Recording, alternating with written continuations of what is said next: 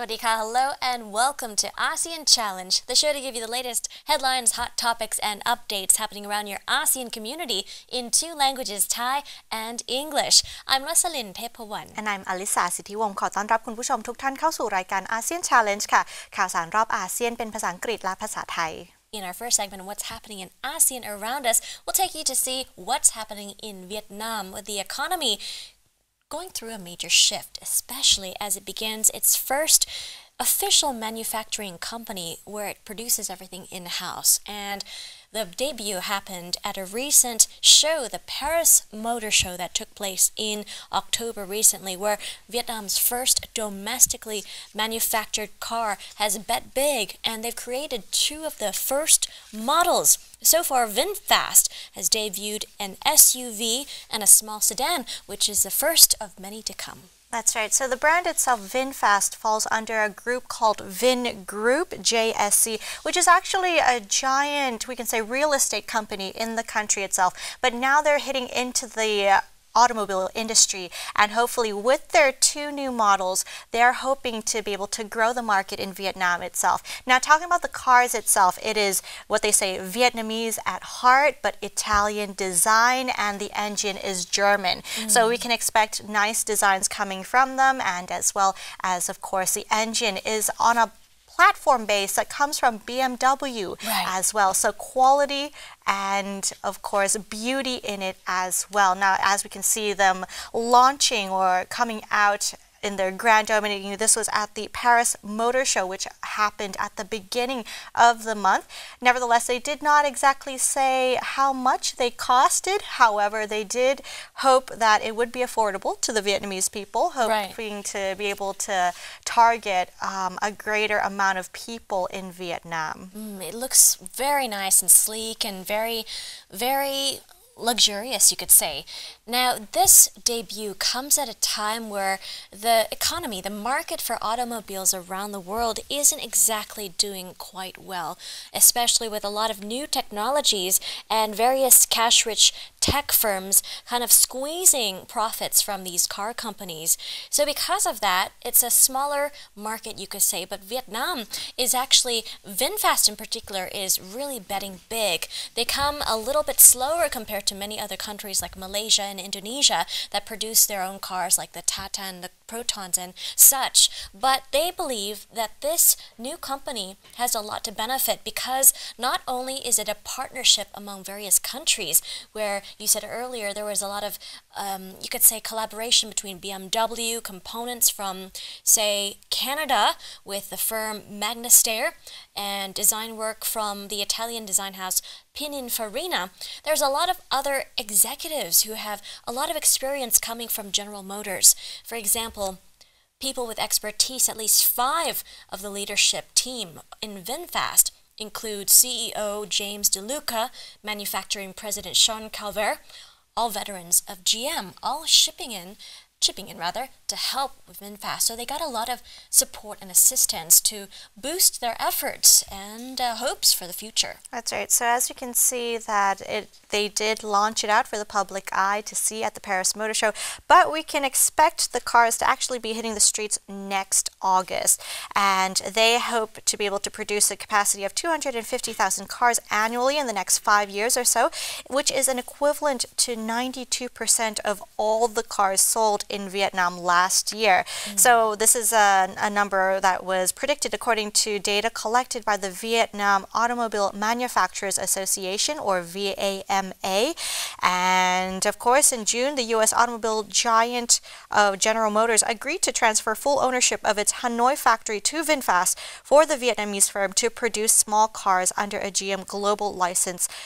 from 2019 onwards as well. So we can see that the economy in Vietnam is growing, and hopefully in the automobile industry, of course, we can see some benefits or some highlights, and this might be good news, of course, for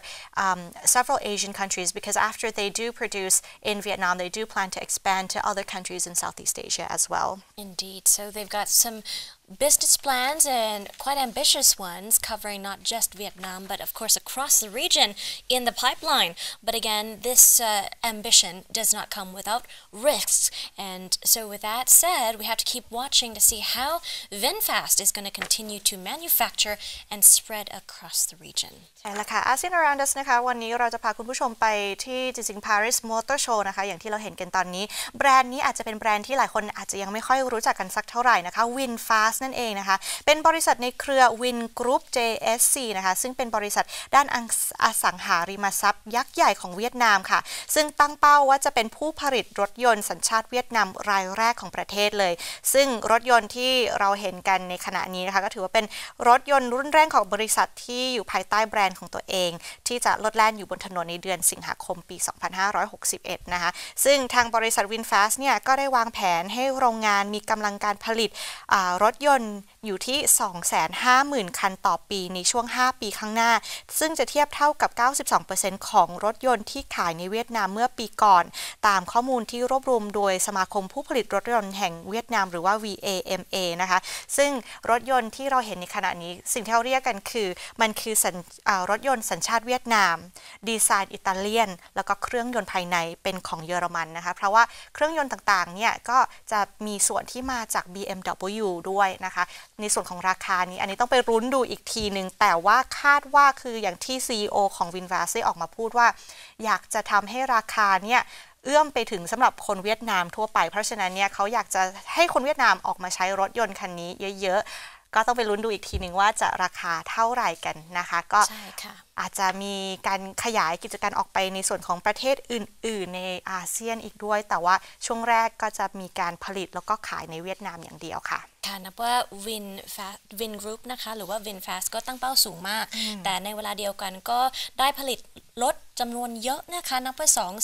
250,000 ต่อปีนี้ก็ค่อนข้างจะเยอะพอสมควรใน 5 ปีข้างหน้าพร้อมกับผู้บริหารจากต่างประเทศมีหลายท่านเลยนะคะไม่ต่ำกว่า 5 คนนะคะมาจากประเทศอเมริกา General Motors ไม่ว่าจะเป็นCEO James DeLuca หรือว่าคนที่ดูแลการบริหารการผลิตนะคะชอนคาลเวร์ก็ได้มีประสบการณ์จากต่างประเทศด้วยซึ่งจะนำมาผลิตความก้าวหน้าให้กับ VinFast มากขึ้น so we'll keep you posted on those developments as new companies like these debut all around ASEAN. But with that said, we take a short break now. Coming up, more developments in ASEAN hot issues. Stay with us. พักกันสักครู่ค่ะ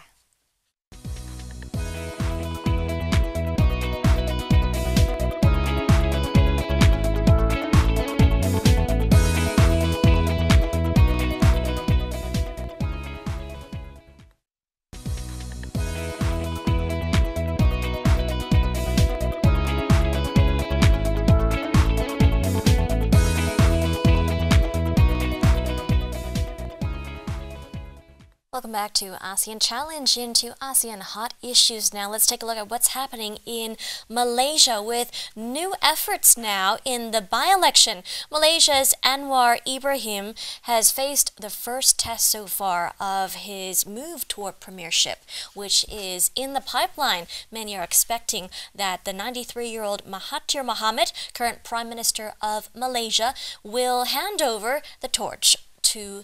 Anwar Ibrahim, but not until he passes the first test, which will happen very soon, paving the way for his future premiership. But at the same time, as Anwar tries to vie for the seat in the by-election, it seems he does not come without many candidates, 6 in particular, vying for the same position, a big test indeed. That's right. So the 71-year-old faces a motley crew of 6 contenders, as you mentioned. Among them is his former aide, Saiful Bakari Azlan, who had accusations against Anwar led to a second jail term for the former deputy prime minister. And Anwar could not contest as he was in jail on a 2015 sodomy conviction. But his renewed partnership with Mahathir was key to the election win, after which Mahathir secured a royal pardon for Anwar. Indeed. The challenge now is to make his candidacy, and you could say make his campaign altogether,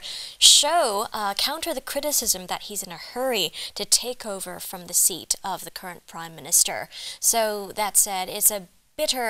race coming up ahead in Malaysia, taking place all around, and we'll keep you posted as to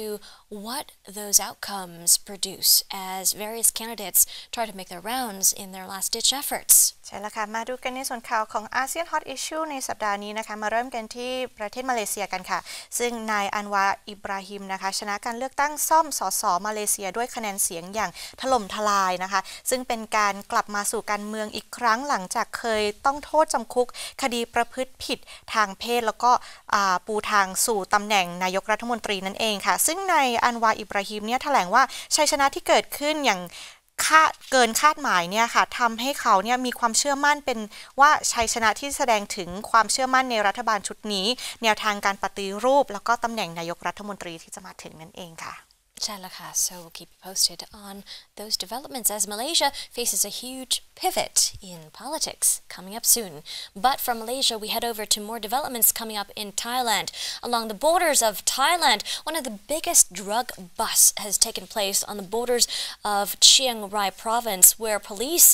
Thai police have seized huge hordes of methamphetamine. To name just a few, 22 million methamphetamine pills in the northern province of Chiang Rai were seized by police, but that is in addition to 12.2 million of the pills that are known as yaba seized earlier, in addition to other drugs such as marijuana, cocaine, crystal meth, and much, much more. In the past 2 weeks, there have been 7 seizures altogether, and this has been one of the biggest. That's right, but not only that, but around ASEAN itself, whether it's in Laos and Cambodia, recently we've been seeing a lot of seizures over drugs within the ASEAN bloc itself. But talking about this one in specific, the pills they said could be worth about 2.35 billion baht, or approximately $71 million US dollars, and the pills were en route through Thailand, and possibly they were trying to go to a third country as well, which is not so clear according to police reports at the moment now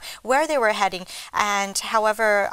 they said that they were able to seize it from 7 cases over the past 2 weeks, as you mentioned, and including crystal meth and methamphetamine pills, yaba as well, marijuana, and 8 kilograms of cocaine. So a lot of drugs we can see are currently being seized through the ASEAN region in a strong effort, of course, to eliminate drug trade and trafficking within the region. That's right. Now, with these drugs seized, the next steps are to validate the drugs, to also complete and resolve the cases of people involved in this drug bust, in this drug smuggling and trafficking. So until that concludes, these drugs will remain in Thailand until they're eventually returned or more or so burned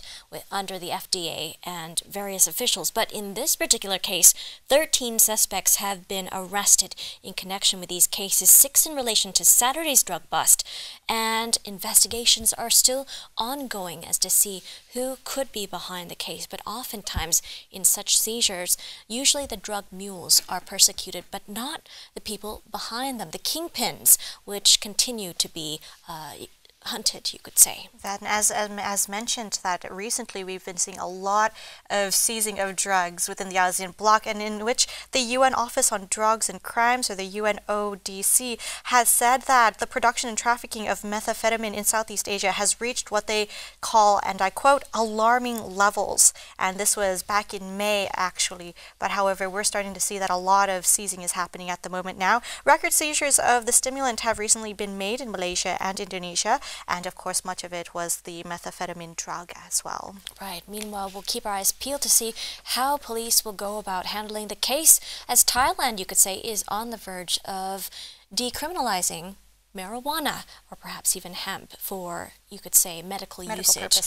purposes. So we'll keep you posted on those developments as well. ใช่แล้วค่ะมากันที่ข่าวจากประเทศไทยกันบ้างนะคะซึ่งมีการจับกุมยาเสพติดขบวนการที่ใหญ่ถือว่าใหญ่มากๆเลยทีเดียวนะคะซึ่งเป็นการลักลอบขนยาเสพติดจากภาคเหนือเข้าสู่ตอนกลางของประเทศค่ะส่วนใหญ่เลือกลักลอบบริเวณชายแดนจังหวัดเชียงรายแล้วก็เมียนมานะคะซึ่งได้ยึดยาบ้ากว่า20ล้านเม็ดแล้วก็มียาเสพติดชนิดอื่นๆอีกจำนวนมากคาดว่าเตรียมส่งออกทางชายแดนภาคใต้นะคะตำรวจกล่าวว่ายามีมากกว่า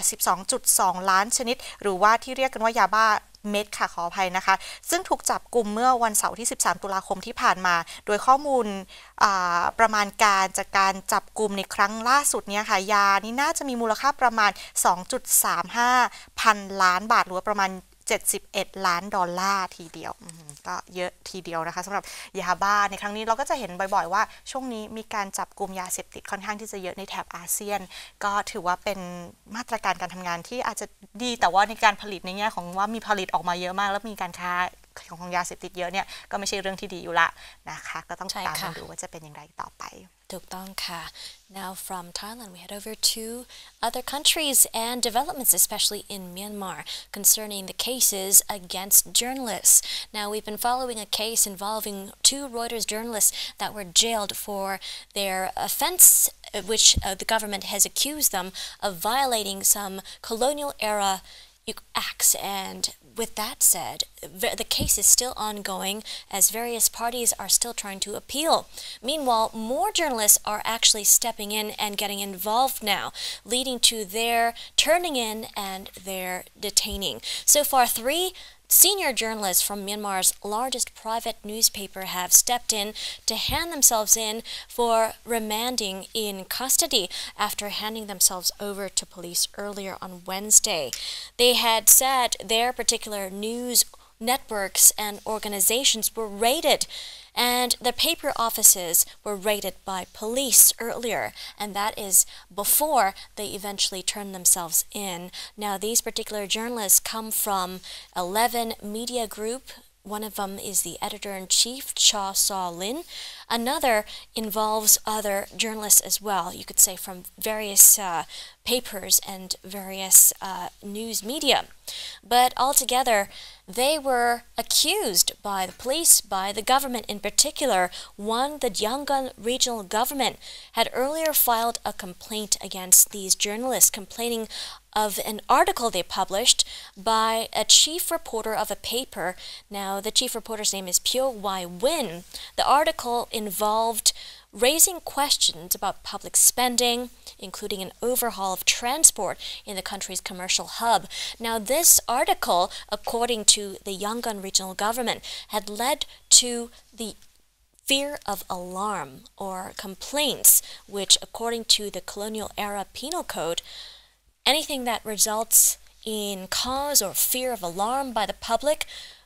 publishing information that leads to those sentiments could cause somebody to commit an offense or disrupt public calm, could lead to an arrest. ใช่แล้วค่ะมาดูกันต่อที่ข่าวจากประเทศเมียนมากันบ้างนะคะซึ่งมีผู้สื่อข่าวอาวุโส3คนค่ะจากหนังสือพิมพ์รายใหญ่ที่สุดของเมียนมาค่ะถูกคุมขังหลังจากที่ถูกส่งตัวไปยังตำรวจเมื่อวันพุธที่10ตุลาคมที่ผ่านมาค่ะด้วยข้อกล่าวหาว่าก่อให้เกิดความกลัวหรือความตื่นตระหนกตามคำร้องเรียนจากทางรัฐบาลท้องถิ่นย่างกุ้งนั่นเองนะคะซึ่งมีหัวหน้าบรรณาธิการอาวุโสของ 11 Media Group เนี่ยได้กล่าวว่าเจ้าหน้าที่คนหนึ่งบุกเข้าไปในสำนักงานของหนังสือพิมพ์เมื่อวันอังคารที่9ตุลาคมเวลาประมาณ 19 นาฬิกาผู้สื่อข่าวทั้ง3คนถูกพาตัวขึ้นศาลแล้วก็ถูกคุมขังในเรือนจำของอินเซนทางภาคเหนือของย่างกุ้งจนถึงวันที่17ตุลาคมค่ะทั้งนี้ผู้สื่อข่าวทั้ง3ถูกจับตัวเนื่องจากตีพิมพ์บทความที่เกี่ยวกับการจ่ายของภาครัฐรวมทั้งการยกเครื่องการขนส่งในศูนย์กลางการค้าของประเทศซึ่งทางการกล่าวว่าผิดกฎหมายนั่นเองนะคะตามมาตรา 505B นะคะมีข้อกฎหมายที่ออกมาบอกว่าห้ามเผยแพร่ข้อมูลที่อาจจะทำให้เกิดความกลัวหรือสัญญาณเตือนซึ่งอาจทำให้ผู้กระทำผิดหรือขัดขวางความขออภัยค่ะสงบสาธารณะซึ่งมีโทษจำคุกสูงสุด2 ปีด้วยกันค่ะSo we'll keep you posted on those developments to see if the fate of these journalists will be the same as the 2 Reuters journalists as well. From Myanmar, heading over to more developments coming from China now in a recent meeting, a regional one involving the IMF World Bank annual meeting happening in Bali, Indonesia. Many representatives from all over the region had joined in on this recent event. 400 representatives altogether from governments, international organizations, even private companies had come in to join this meeting, including academic institutions and much, much more. They came to discuss an important topic involving China's Belt and Road Initiative and how these will structure and create a framework to stimulate the economy that many are quite concerned about. That's right. So according to the Director of Macroeconomics, Caroline Freund, Trade, Regional Integration and Investment Climate of the World Bank Group, they published a preliminary result of the bank's research on the Belt and Road Initiative, or BRI, which shows that the initiative can help to boost trade and foreign direct investment in countries along the Belt and Road routes through the construction of infrastructure and interconnectivity, thus benefiting actually the whole world even. And quoting from what she says, BRI, it reduces cost of transport, and if policy initiatives go along with it, such as improvement of border compliance, reducing tariffs, and so forth, you can have more trade, more easily connecting many regions, improving trade and growth. So the BRI will be a big stimulator for trade and growth. And coming from China at the panel as well, the Vice Minister of Finance, Zhou Jiayi, had come out to discuss in more detail the initiative and stressed China's stance of demonstrating full respect for the rights of all the countries involved in this initiative. Now, these comments come after international regulations and communication and coordination have been discussed to strengthen among each party to promote the progress of the initiative. So while tensions in the economy continue, the global economic trade has, in a way, not risen as much as hoped by many countries. So this affected people's faith, investor faith as well, in this growth of the global economy. Now, many are hoping that the BRI will counter that decline. ใช่แล้วค่ะในการประชุมประจำปีของรัฐมนตรีว่าการกระทรวงการคลังและผู้ว่าการธนาคารส่วนกลางของประเทศสมาชิกกองทุนการเงินระหว่างประเทศหรือว่า IMF นะคะและธนาคารโลกหรือว่า World Bank หรือ WB นั่นเองนะคะก็มีขึ้นที่บนเกาะบาหลีประเทศอินโดนีเซียค่ะซึ่งมีบรรดาผู้เชี่ยวชาญด้านเศรษฐกิจซึ่งได้เน้นหารือเกี่ยวกับความร่วมมือกระตุ้นเศรษฐกิจและการค้าโลกโดยเฉพาะผลจากนโยบาย1แถบ1เส้นทางของจีนหรือว่า Belt and Road Initiative หรือ BRI นั่นเองนะคะซึ่งสามารถที่จะสร้างผลด้านบวกต่อเศรษฐกิจในภูมิภาคอาเซียนซึ่งผู้เชี่ยวชาญได้พูดคุยกันเกี่ยวกับเรื่อง BRI เนี่ยค่ะว่าการริเริ่มนโยบาย1แถบ1เส้นทางหรือ BRI ของจีนเนี่ยจะเป็นตัวกระตุ้นสำคัญสำหรับการค้าและการเติบโตของโลกเลยทีเดียวค่ะAnd when you're talking about the BRI, when you're talking about China's Belt and Road Initiative and the big economic scene in general, you tend to think of one particular character standing out in China, and that is none other than Jack Ma from Alibaba. Jack Ma also made an appearance at this panel talking about the importance of entrepreneurs in driving the economic growth of not just China's economy, but also the global economy. So Jack Ma made an appearance and gave insights into the future of work and the importance of actually investing in human development. As much of the world turns around to invest in technology, we tend to forget as well about the human factor. So he said that entrepreneurship is something that makes business happen. He stressed not to forget that, as well as education. That's right. So he also stressed on how education can help to encourage and motivate the younger generation to create a big impact on global economies as well. So creativity is important, education and learning, of course, is very important as well. As we know that Jack Ma, of course, the head of the Alibaba group itself and company, is a very innovative leader, we can say. I mean, he does use a lot of technology, but he himself in his way of thinking is very unique and can be a role model to several people. Indeed, he's making a lot of appearances at various business panels and seminars and huge meetings all around Asia. So we'll be keeping our eyes peeled on where he shows up next to offer more insight. ใช่แล้วค่ะอีกหนึ่งเรื่องราวที่พูดคุยกันในการประชุมประจำปีของธนาคารโลกแล้วก็กลุ่มธนาคารโลกในบาหลีประเทศอินโดนีเซียนะคะก็มาจากไม่ใช่ใครที่ไหนก็แจ็คมานั่นเองนะคะผู้ก่อตั้งของอาลีบาบาซึ่งได้ให้ข้อมูลเชิงลึกเกี่ยวกับอนาคตของการทำงานและความสำคัญของการลงทุนในการพัฒนามนุษย์ในการเจรจาด้านเทคโนโลยีและ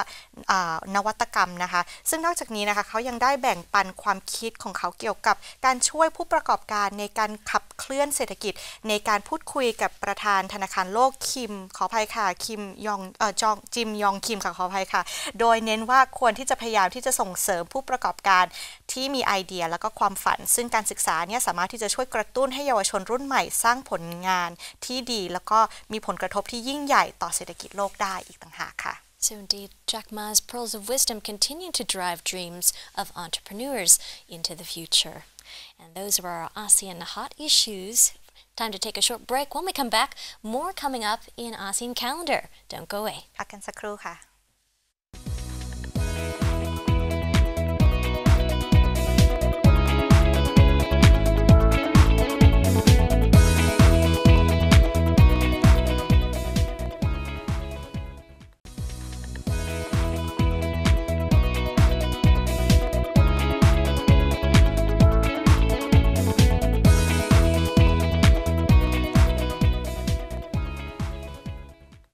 Welcome back to the program. Into ASEAN calendar, we have important events coming up for you to mark your calendars with. ค่ะในช่วงนี้นะคะ ASEAN Calendar ไปติดตามกันว่ามีอีเวนต์อะไรกันบ้างค่ะ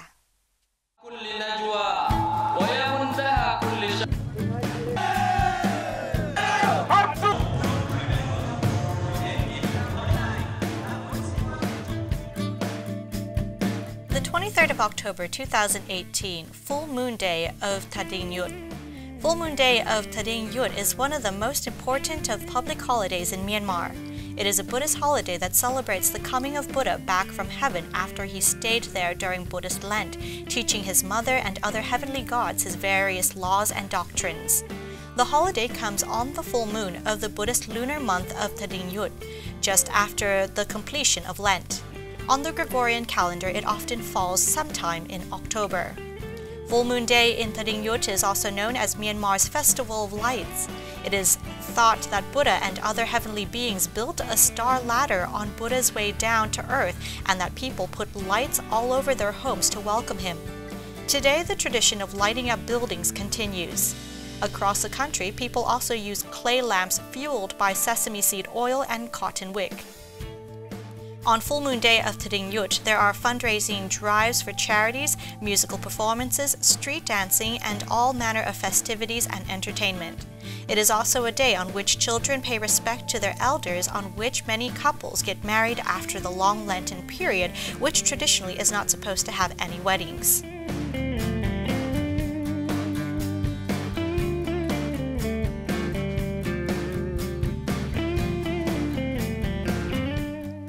The 23rd of October 2018, Chulalongkorn Memorial Day. Chulalongkorn Memorial Day is an important holiday that gives Thai citizens an opportunity to pay respect to King Chulalongkorn. King Chulalongkorn revitalized Thailand for the 20th century. He was loved due to his progressive policies and diplomatic measures. Chulalongkorn Memorial Day celebrates his life and accomplishments. Chulalongkorn was born into the house of Chakri as the son of King Rama IV. As a child, Chulalongkorn held a position in the royal court of Siam. Along with his political experience, Thailand's most beloved leader learned much through formal schooling. As a student, he studied biology, swordsmanship, engineering, English, and anthropology. According to his teachers, Chulalongkorn was a man of many talents. When he became king, he toured colonized areas like Singapore. After studying European politics and military science, he westernized the Thai government and military. Many scholars believe that Chulalongkorn's actions allowed Thailand to maintain much sovereignty during the peak of global colonization efforts by European powers. Important acts. Economic reform. During King Chulalongkorn's 42-year rule of Thailand, he implemented many policies that bolstered the Thai economy. These measures helped Thai people from across all social classes. By using a Western economic model, Chulalongkorn was able to increase the per capita income of many Thai citizens. These pure economic efforts were aided by policies that removed institutions and extracted resources and income from the people of Thailand. Abolition of slavery and the Corvée system. For moral and economic reasons, King Chulalongkorn introduced many laws that made the extractive institutions of slavery and the Corvée system illegal in Thailand. In Thailand, the Corvée system was a forced labor model that forced certain groups in Thailand to work for the Thai government with limited compensation. Chulalongkorn viewed the system to be immoral as slavery. To ensure that Thai citizens would be able to enjoy the freedom of choice and the fruits of their labor, he eradicated all forms of forced labor in Thailand. Implementation of Western values. Since Chulalongkorn was well versed in the teachings of Western philosophers like Hobbes and Locke, he sought to expand positive European values to his people. During his reign, people enjoyed many rights, including freedom of speech and the right to assembly.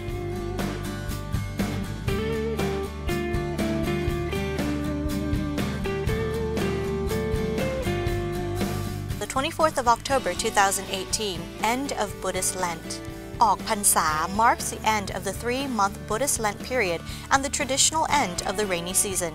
The final day of the Buddhist Lent period falls on the full moon day of the 11th lunar moon and is known in most parts of Thailand as ออกพรรษา, although there are some regional variations. According to Buddhist belief, the day commemorates when Buddha descended back to earth after spending 3 months in heaven where he had visited his mother. His return was greeted by his followers with gifts of food, and today, Thai Buddhists mark the event by visiting the wat or temples and making merit. Different regions have their own way of marking the occasion, but it's common that this time of year is to see organizing longboat races. Rain retreat. Buddhist Lent is often referred to as the Rain's Retreat and is the 3-month period during the rainy season where most Buddhist monks remain at a single monastery rather than travel around. The Rain's Retreat begins on Khao Phansa Day, usually in July, and finishes 3 months after on Ok Phansa Day. The Rain's Retreat is a popular time for young Thai men to be ordained as a Buddhist monk. Most Thai men will become a monk at some stage of their life, even if it's just for a short period of a few weeks or a few months. Robes offering, or Thot Katin. For a 1-month period, from the end of the Rain's Retreat, new robes and offerings are made to the monkhood as part of a ceremony known as Thot Katin. Throughout Thailand, various Thot Katin events and festivities are arranged, whilst in Bangkok there is a royal ceremony usually held at Wat Arun, or the Temple of Dawn.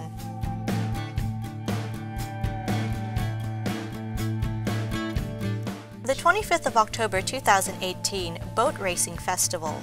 In Laos, Boat Racing Festival is a kind of catch-all term that refers to a general time period of boat racing events throughout the whole country. The one held in the capital city of Vientiane is well known, but there are many others. Boat races are common all throughout Buddhist Lent, a full 3-month period generally running from late August to the end of October. The exact dates vary each year, but most races are held on the weekend, starting around noon and end by sunset. About midway through Buddhist Lent, the first major boat racing festival is held in Luang Prabang. Many others will be held later on along the Mekong River and other waterways. Then the final race is in Ban Siang Ngung, just outside of Vientiane. The first and last races are by far the largest and most important. The boat racing festival is also a time of other accompanying festivities. There are bamboo rockets shot off to announce the beginning of a race, local markets that spring up and thrive, and other entertainment that goes on. Since it's the rainy season, the waters are high and good for boating. The farmers are not overburdened with work and tourist season is at a low point. This set of circumstances and the fact that people have been waiting all year for this creates a lot of excitement about the boat racing events.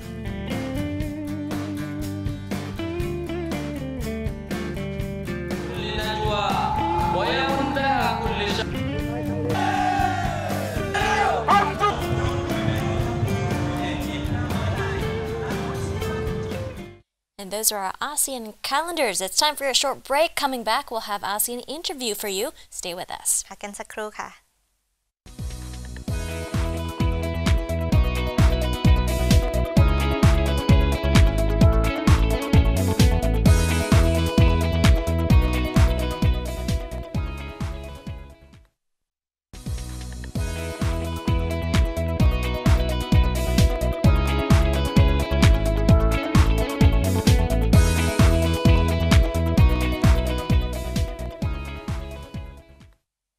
Back to the program, into ASEAN interview now. We take you to discuss what's happening with efforts to assist those affected by the various natural disasters that hit Indonesia. ใช่แล้วค่ะกลับเข้าสู่รายการ ASEAN Challenge ในช่วง ASEAN Interview นะคะไปดูสถานการณ์ที่อินโดนีเซียกันค่ะซึ่งผู้ประสบภัยยังต้องการความช่วยเหลือกันอยู่ค่ะ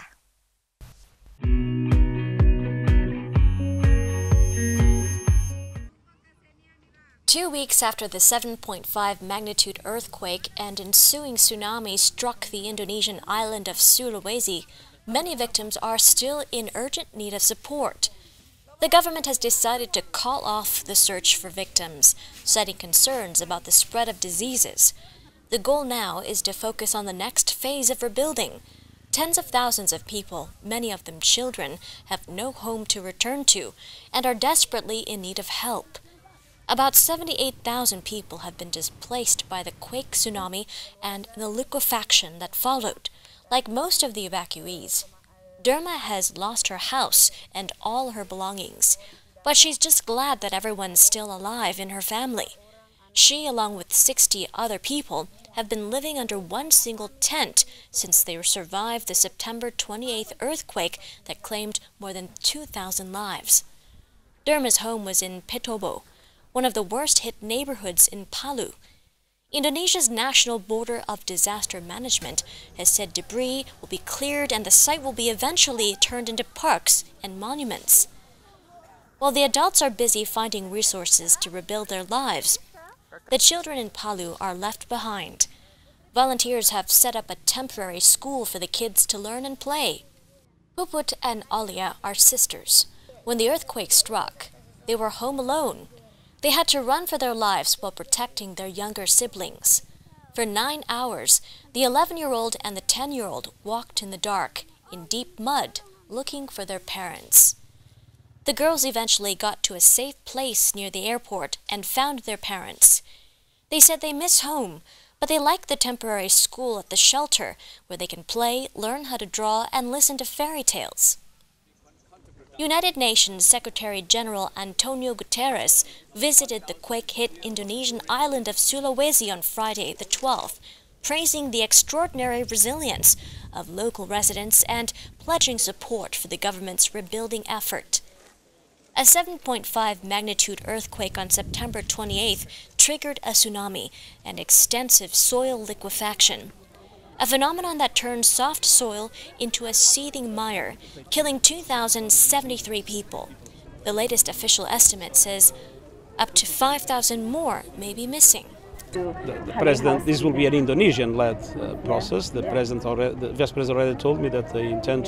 to have full reconstruction in 2 years, and of course we are ready to support. But this will be an Indonesian-led process, and I believe the World Bank and other international financial institutions will support. But it's very important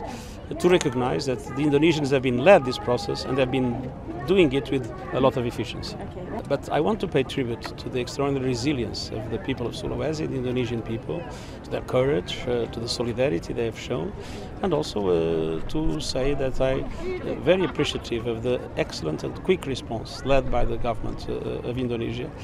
in order to replenish, to re-establish hope in this population, which we have seen all around. So total solidarity with the Indonesian people and total support to the efforts of the Indonesian government for not only humanitarian support but for reconstruction. During the trip, Guterres also mentioned the disappearance of a prominent Saudi journalist, Jamal Khashoggi, in Turkey, saying that the UN has established contact with the parties concerned. Pressure has mounted on Saudi Arabia since Khashoggi, a critic of Saudi policies, went missing. He was last seen entering the Saudi consulate in Istanbul on October 2nd. People who survived the multiple strong quakes and an ensuing tsunami are beginning to rebuild their homes after the search for victims came to an end Friday night in Indonesia's central Sulawesi province. Naftalia is a small-holding cacao farmer in Sigi, just 45 kilometers south of Palu city. Sigi, together with Palu and nearby Donggala, was hit hard by the September 28th quake that practically flattened this part of the Indonesian island of Sulawesi. About half a hectare of my plantation was hit by a landslide and then carried away by river currents. The condition of my friend's plantation is much worse. As many as 3 hectares of cacao trees with ripe fruits ready for harvest were washed away by landslides and river currents. So everything is gone. Cacao is an important income source for villagers in the region.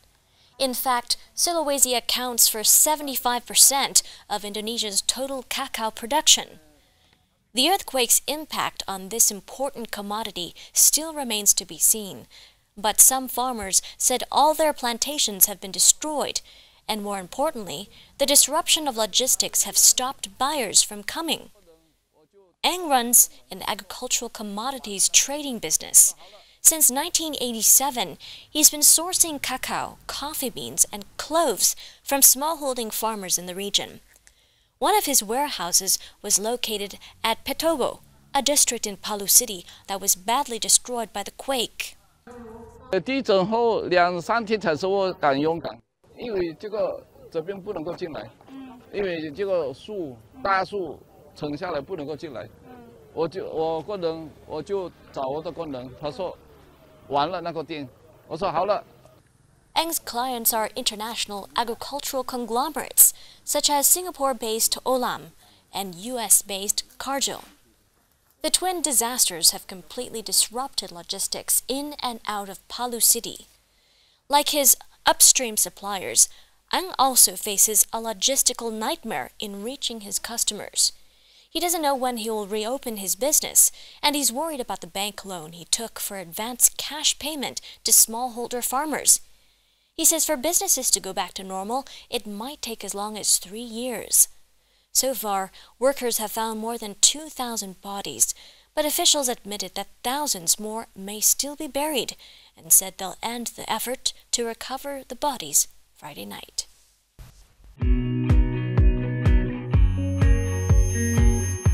And that was the ASEAN interview for you this week and wraps up our program. Thanks for joining us and we'll see you next week. As for now, sawadee ka. สวัสดีค่ะ